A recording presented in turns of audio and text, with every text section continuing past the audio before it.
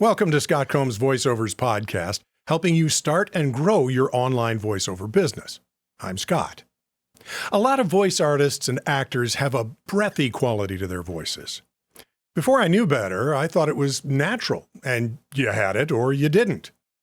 Then my voice coach told me about vocal fry. A more interactive macronutrient with multiple medical services under one roof by River. Please stay on the line for the by rail. Now, vocal fry sounds scary, but it's really not. In fact, employing it properly will help protect your voice. When employing vocal fry, you sound breathier, and some people mistake it for being very, very low in your register. It's really not. For me, while it tends to be lower, it's not the bottom. You're going to have to get used to making some funny, maybe sometimes ugly noises to get where we're going. So it's a good idea to get into another room and close the door. It's also good to record your efforts and compare them over time to hear your progress. Now I'm going to show you two exercises, and you can pick the one that works best for you. Just so you know, I use both methods for different reasons and at different times. So I use the first one to kind of just get me in position to do a read. I use the second one kind of as a warm-up. So let's do the first exercise. First exercise, you whisper and then murmur without projecting your voice anymore. Whisper, murmur. See how I'm employing more of my vocal cords when I murmur? Whisper, murmur. And this is really relaxed. Whisper, murmur. And once you have it down, read something. Whisper, murmur. Do you always seem to be a bit short on cash at the end of the month? It's time to get your financial situation in order.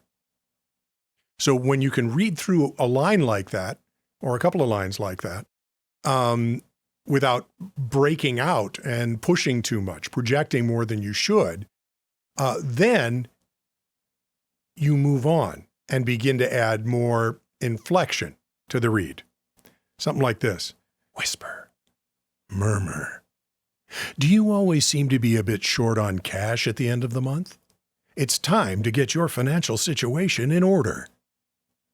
Now, compare your recorded practice reads with mine to see where you're landing. Also, compare your reads to other voiceovers you hear. And, of course, compare them to earlier versions you did to see how you're progressing. Now, here's the second exercise. Open up and say, ah. Now, here's what's going to happen. You open up and you sing ah, and then start closing down your vocal cords until you stop all airflow. Ah, ah. Hear it? Now, just before they close down, you can hear your vocal cords buzzing a bit. That's what you're looking for. And this isn't low in your larynx. It's very high. To do it very low is not good for your voice.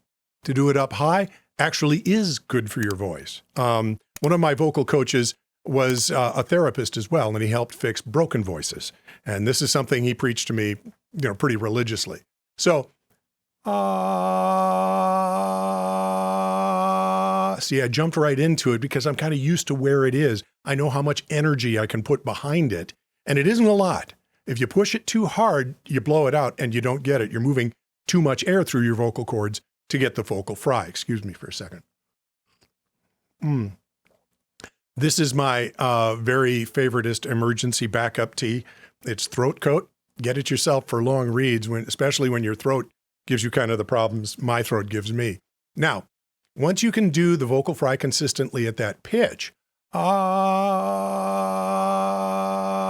start gliding up and down your vocal range.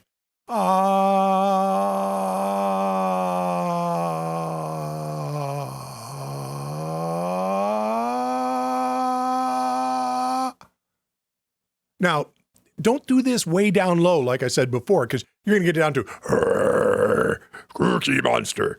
There's another YouTuber out there, Chris Lipe, who's a singing vocal coach, and he actually talks about this a lot, and he uses the Cookie Monster example. That's not good for your throat. It has to be at the top of your larynx, okay? And you're not putting a ton of energy. When you get deep like that, you're using a lot more energy, and you're projecting to get the effect.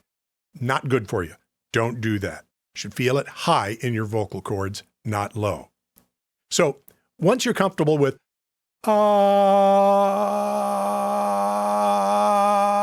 once you're comfortable with that feeling, try reading some lines. And that's the quality you want to carry through. It's time to start saving money for a rainy day. At Global Transact, we can help you make your money go farther by choosing the proper investments to grow your money. Play with Inflection. Record your practice reads so you can hear your development. Okay? Now, after all of this, start supporting your reads by tensing your lower abdomen and not your throat. Your throat has to remain relaxed.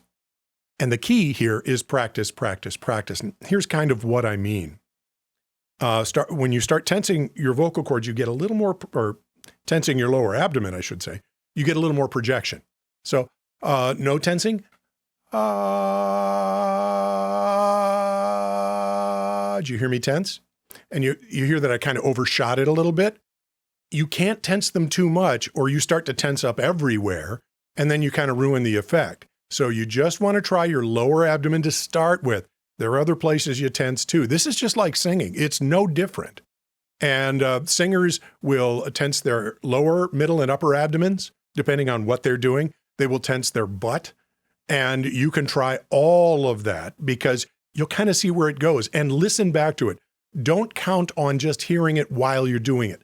Listen to the recording because that's going to tell you a host of stuff you can't hear when all the sound is happening or most of the sound is happening inside your head, right?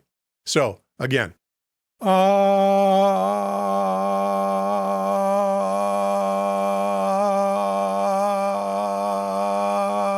hear the changes taking place?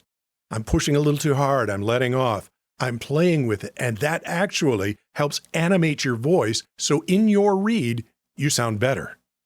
All right? Now the key, again, practice, practice, practice.